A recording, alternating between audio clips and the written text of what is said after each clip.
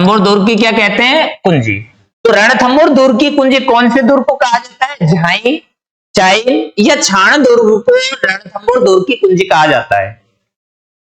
इस रणथंभौर दुर्ग का नेतृत्व कौन, सॉरी, चाइन दुर्ग का नेतृत्व कौन कर रहा था?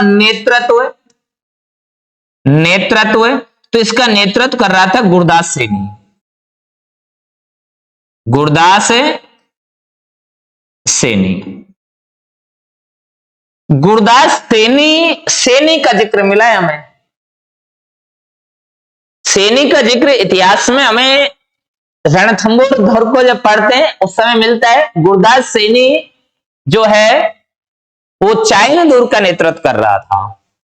और हमीरदेव चौहान कौन से दुर्ग पर है? रणथंभौर दुर्ग पर है।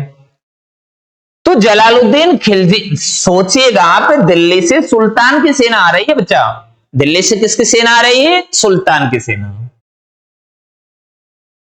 और सुल्तान स्वयं आ रहा है, जलालुद्दीन खिलजी, तो कोई छोटी सेना नहीं आ रही है, एक बड़ी सेना आ रही है। और चाइन दुर्ग के अंतर्गत मुश्किल से 500 सैनिक होंगे। तो जलालुद्दीन जो खिलजी है उसका आक्रमण इतना भयानक था, चाइन दुर्ग के सैनिक के उनका सामना किया डटकर, लेकिन गुरदास सैनी जो थे वीर गति को प्राप्त हो गए, ये मारे गए। जब इसको जीत लिया जलालुद्दीन खिलजी ने, तो अब आगे कहां पर बढ़ेंगे भाई? यहां से बढ़कर के नहीं, कहां आएंगे? रणथंभौर आएंगे।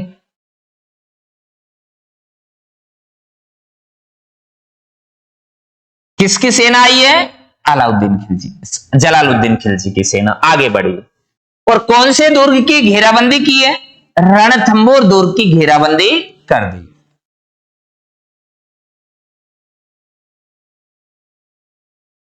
बच्चा, हमीरदेव अपनी दुर्भेद्यता के लिए जाना जाता था, और रजवाड़ों के किलों को जीतना इतना आसान नहीं था। वो दुर्गों को ऊंचाइयों पर बनाते थे। शत्रु यदि आक्रमण भी करे तो इतनी ऊंचाई पर कैसे आक्रमण करेगा? जलालुद्दीन खिलजी ने अपनी घेराबंदी की।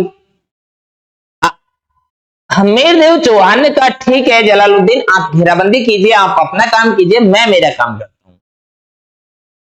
हमीरदेव चौहान जो थे वो अपनी दुर्भेद्यता के लिए यूं ही नहीं जाने जाते थे। आप ध्यान करो, उन्होंने उनके जीवन में 17 युद्ध लड़े, 16 युद्धों में उन्हें लगातार जीत मिली है। उनकी हार नहीं होनी।